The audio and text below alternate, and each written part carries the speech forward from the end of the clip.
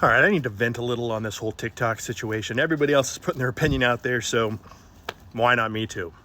What the hell, America? There were two things that were crystal clear in that Supreme Court hearing. One is that the justices in charge of the case have no idea how technology works. They could have been talking about banning cell phones, and their response would have been, well, you still have rotary.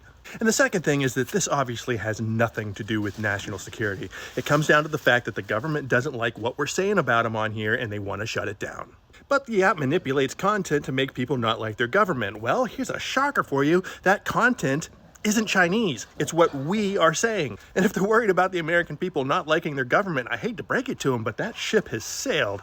You know, with all the problems that we had here, the one thing that we still had going for us was the First Amendment. The house could be on fire, but at least we could complain about it. They claim to be so worried about China having access to our data as if everyone else on the planet doesn't already have access to it. Do you know how many times a year I get notified of some breach that has put my social security number out there on the dark web? I swear the only thing protecting me right now is that my debt to income ratio is a 1. They said China could watch what we do online and then use it to blackmail our leaders in the future. But we already do that. It's called cancel culture. And you know, there's an easy way to eliminate that potential threat, and that would just be acting like decent human beings online. Boom, problem solved.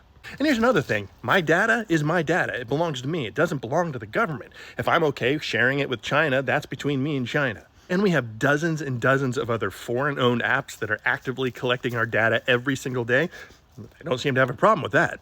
They're so worried about China getting a leg up on them that they're literally becoming China themselves. You know who else censors and blocks their citizens from having access to information because it might influence how they see their government? China. But ultimately what it boils down to has nothing to do with China. It is 100% that they do not like the way that this app lets us communicate and organize. It scares the shit out of them.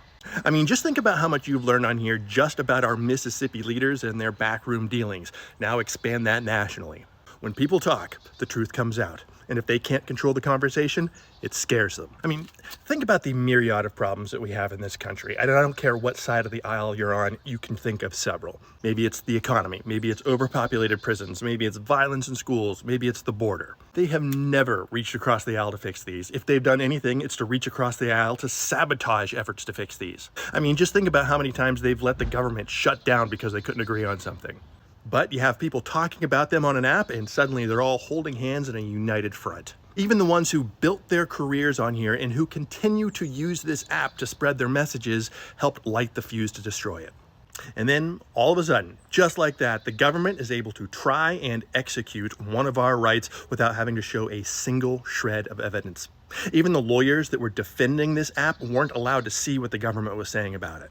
I think that more than anything is what makes me so furious about this whole situation, because the country that was built for the people and by the people has been hijacked by a group of people who live by a different set of laws and who have no idea what an actual American life is like anymore. And when we start pointing it out and saying, hey, I think we have a problem here, their solution isn't to fix the problem, it's to take away our means of talking about it. I hope this lights a fire nationwide, and I hope people start waking up to the fact that so many of those red versus blue issues are really just manufactured rage meant to keep us focused on fighting each other instead of paying attention to what they are doing. Because the biggest threat to their power is if we start looking up instead of side to side. But mark my words, this is just the beginning. We let them get away with this, and it's off to the races, and who knows what falls next. And before we know it, our country becomes the very thing they said they were trying to protect us from.